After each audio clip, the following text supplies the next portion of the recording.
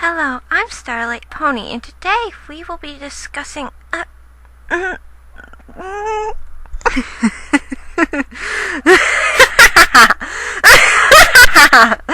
Welcome, and today I'll be taking control of the show. I am Darklight Pony, and I will be temporarily taking over that bubbly twit's mind.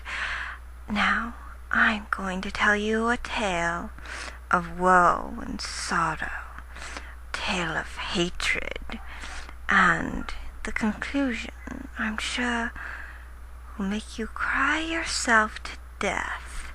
So, let's take a spin on this marvelous tale. Because today's story we will be reading is that of When One Future Ends, Another Begins by Mike Young. The wind and rain did not help to avert the stress of losing a brother. The whole city gathered to mourn the captain's passing. The price of living in peace was too much for one pony to bear. Captain Drake, Shining Armor, Sparkle, Equestria Armed Forces, 3rd Company, born April 5th, 1935, died November 10th, 1957. Twilight had much on her mind during the service. Who would be my role model now? How can I live with myself after I let him die? What will I do now that he's gone? Too many thoughts were being gathered with no answers to offer the negative. All the Shining Armor's lieutenants were in attendance. The sergeant responsible for training him was the first to give his thoughts on his passing. Soldiers, leader, hero, friends. These are just some of the words to describe Captain Shining Armor. I have had the honor of training the stallion, serve alongside him, and serve under him to defend Equestria's freedom. He never backed down from a challenge. Twilight was tuning out as the sergeant went on. She was thinking of her brother she just lost. She had left on such bad terms the last time they were face to face. Twilight had always taken responsibility for her shortcomings and did her best to make amends. But the situation she was in was too much for her. There was no hope to recover from this. Her tears of sorrow and regret bound the ideas of her thoughts. This was not just a brother she lost. He was a role model. He was the brightest beacon of inspiration that could never be extinguished. He was her knight in shining armor. After the service was done, everyone left to return to their jobs. Children started school again, and even the princess returned to their royal duties. Twilight was the only soul anywhere near her brother's grave. She kept replaying the day she last saw Shining Armor. Every replay was another load of emotional burden she gave herself. Each time playing it back was another 10 opportunities to avoid the present catastrophe, or at least soften the blow. There were a few other ponies visiting their loved ones, but Twilight paid no mind. She was too wrapped up in the gravest loss of date. Twilight knew very well that others were visiting the graveyards, but no pony else would visit a grave they didn't know. The hostess are what alerted her to the approaching of many other ponies. Looking up, she saw some familiar faces. Others were familiar to her, but they all wore the same expression. Not one was speaking, but they were all seemed to have unwanted thoughts clearing from their minds. It was a while before Twilight was able to make out the image of her friend, family, and other had worked with. It was clear they wanted to support her, but didn't want to give help unwanted. It was Fluttershy who broke the silence with her soft voice. Twilight, we brought you some food. You've been here all night. the rest of us wanted to help you through this, okay?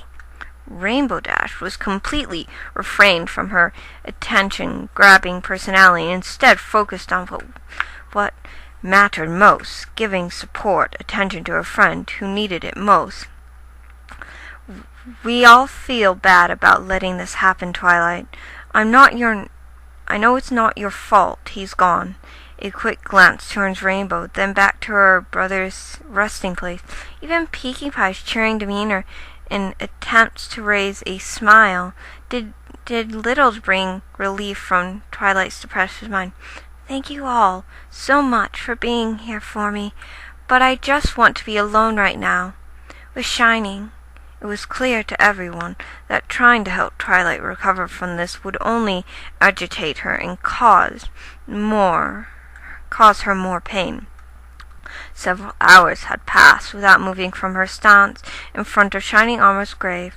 Her thoughts rivaled around the day that should have been one of the happiest days of his life. Her thoughts were a thick mess of many things right now. She could hardly decide on any one in particular.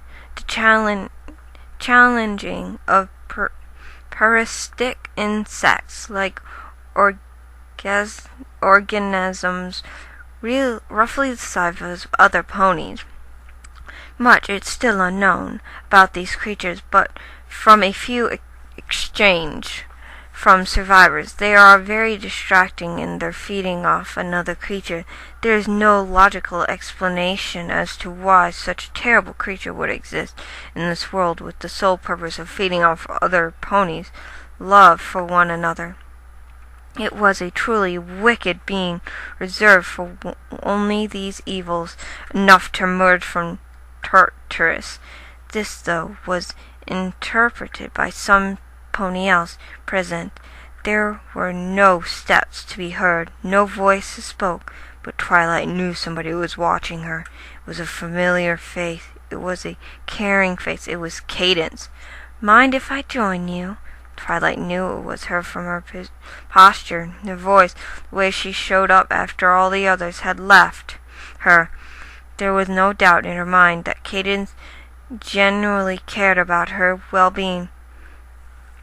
Her steps towards her was soft and respectful, but something told Twilight Cadance was here for more than visiting her lover. I know this is hard on you, Twilight. I feel the loss too. I loved him just as much as you did. You two were perfect for each other. Why did it have to end like this? Twilight hadn't noticed through her heavy sobbing that she was now in Cadance's embrace. This was a more passionate, powerful embrace than when she simply came over to fullest. As Twilight mind came back to reality, she was more aware of what was happening to her. She was in a desperate embrace of Cadance, and she was emotionally broken. Cadance had always been a source of inspiration and beaming tower of hope and love to Twilight. The image changed the instant she realized that even the most beloved icon, seemingly indomitable spirit, and always there to serve as a role model, can be broken. The proof could not be any clearer to her.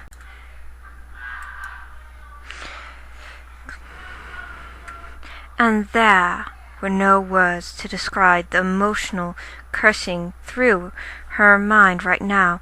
Only the sound of Cadance sobbing and the feel of her embrace were known to Twilight. I feel so lonely without him, Twilight.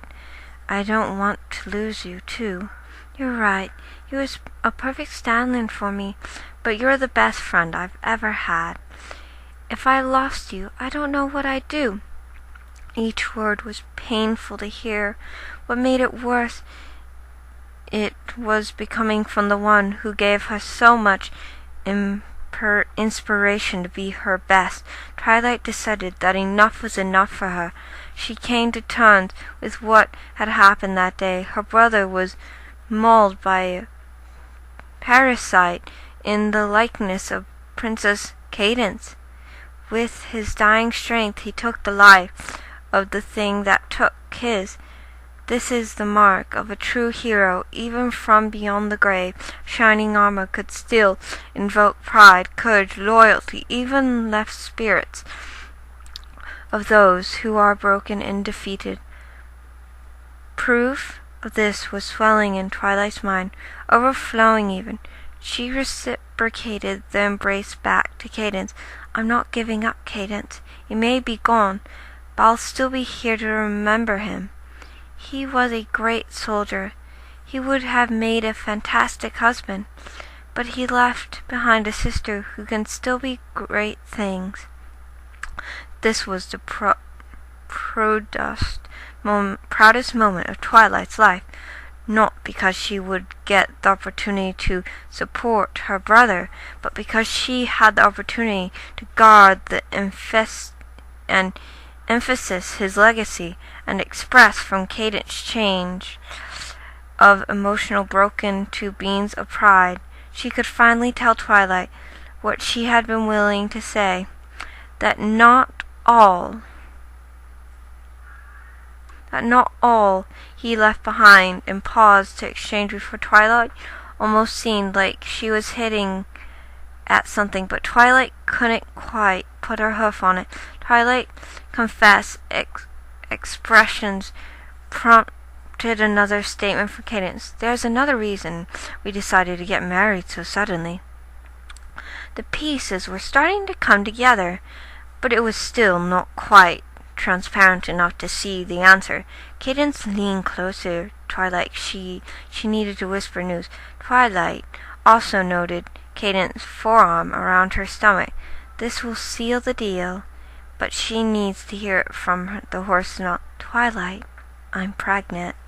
Those words simply erased any feeling in Twilight's mind of fear, regret, or self-doubt. It left a void that was filled with polar opposite emotions just as fast as it was implanted. Twilight's joy, simple, could not be contained. This was better than getting her cutie mark, reuniting her friends after defeating Discord, even finishing all 45 volumes of the Equestrian Canterlot Encyclopedia. In fact, all these things together didn't even compare.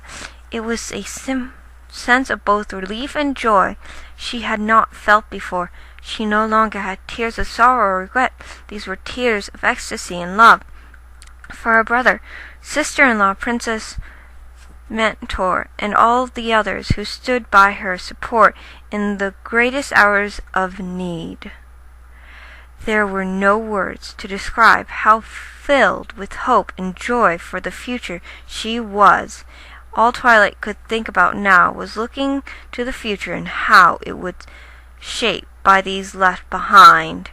Not to say she was glad that they were left behind, but proud that their influence had stopped to be an even greater force than the friendship that brought them together.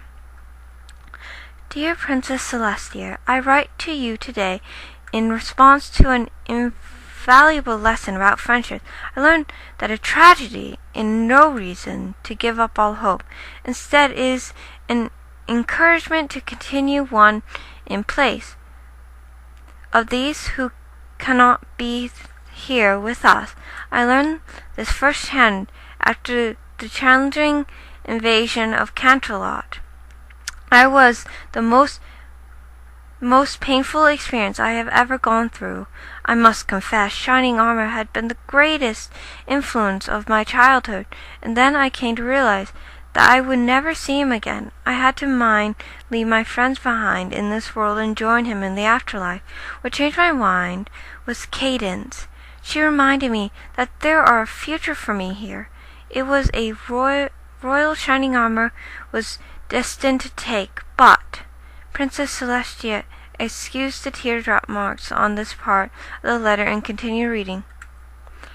I have a lot of people to thank for helping me get through.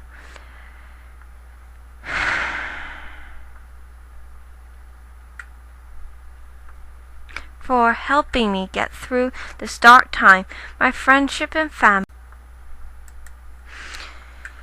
You and Luna, even the Equestrian National Guard. Cadence was the real reason I decided to stay. Without her, I would have left for sure, but knowing her child would grow up without a father is something I just couldn't let happen. I know how heartbreaking Cadence was when Shining Armor died. She still had grief in her voice when she came to see me. She already lost a loving husband, and I was not going to let her lose a sister as well. I take on this role not for myself, not just for Cadence, Shining Armor, but all out there who have loved, lost, and found a way to carry on. Your most sincerely, Twilight Sparkle. P.S. We still haven't not come up with a good name for the baby, so would really love to hear from you when you can. A view from heaven is such a rare position for any pony to be in. Shining Armor was one of the few stallions who had earned such a privilege. It was not so much the view itself he found so inspiring, but what he saw from this view. He wondered, wife and beloved sister reganting each other's spark. With this in mind, Shining would be counted with his angelic existence, knowing he had not been taken from his loved ones in vain. He knew now that Twilight, Cadence, and the rest would be able to carry on their own lives, and he now had one goal on his mind, welcoming all his friends and family with open arms as they joined him in eternity. He would never be able to touch any of them until then, but as much weight is well worth being retained with ones he loved in life. So, yeah, touching, isn't it? Just touching. But what can I say? Even I can hold a little bit of sappiness every once in a while. It's a lovely story. Shows you what might have happened if things didn't quite turn out the way they did in the show. It's a lovely story, and if you like this, why don't you go check it out on fanfiction? I'll leave a prescription in the row. And as for now, what happened? Wait, the show's over? Wait, no, I haven't said anything yet.